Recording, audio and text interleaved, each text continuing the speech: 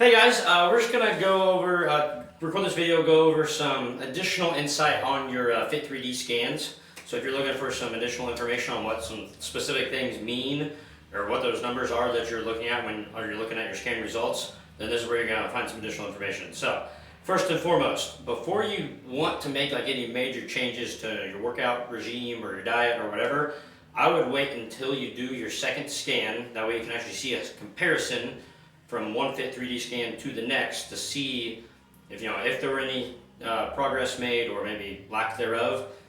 If you need to make any changes or not, I would look at a comparison before you decide on that.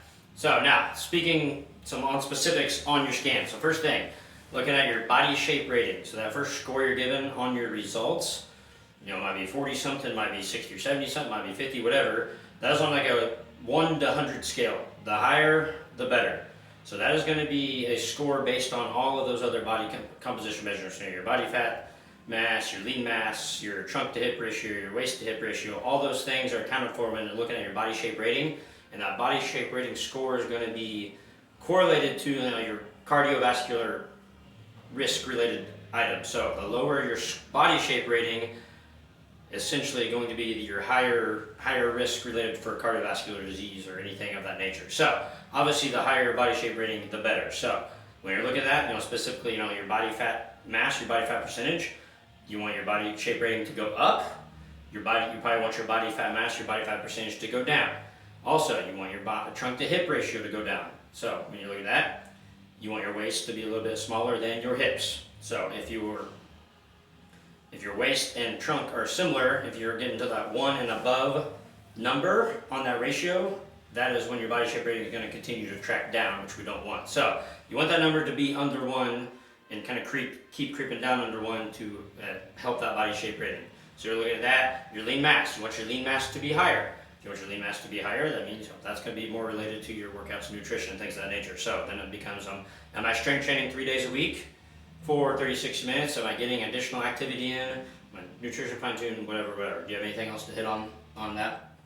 Yeah, so if you aren't where you want to be with your scans after your second scan, then you want to look at things like how many days are you training, if you're getting 3 or more days in a week.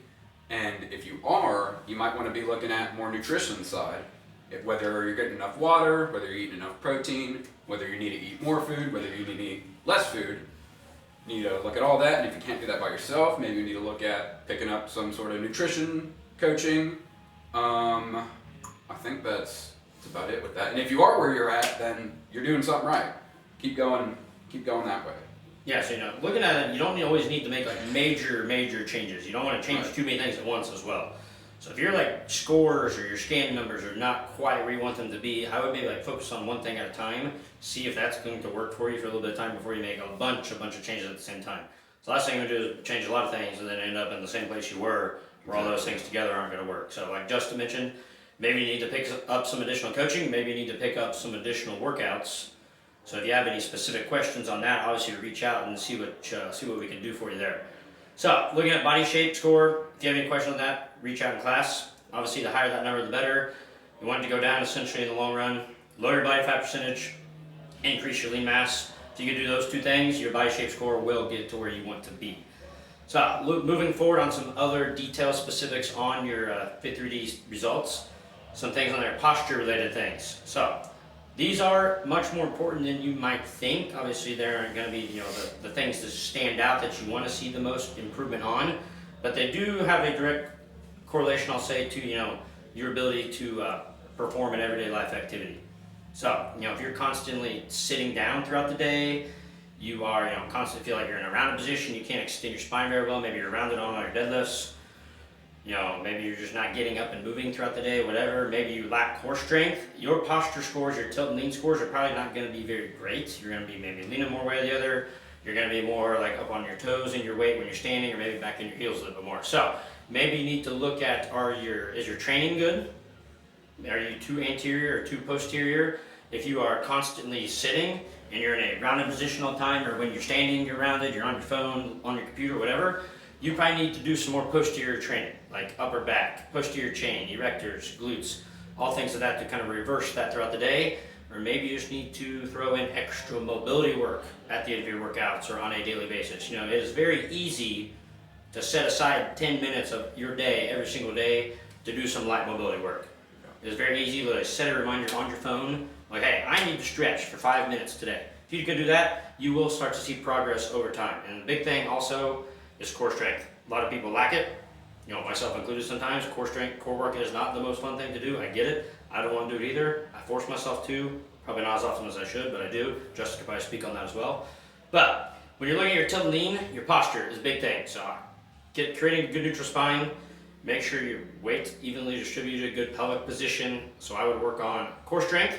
If you want to see that improve, try to avoid sitting as much as possible, and make sure your training is balanced from front to back and side to side as well. Obviously, it's hard to go over, you know, specific movements you can do for that. So if you have specific questions on, okay, why am I this forward, or why am I tilted to the right so much, those are more like an individual basis questions to ask.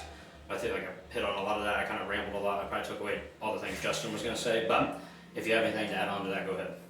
So just like a couple of things to emphasize, I guess. Even the mobility work, like you can even, if you find during your workout, if something's tight and whatnot, and even if we're going like on a back-to-back thing, like take some time in between your sets to stretch out those areas. It'll help you out, make the workout feel a lot better.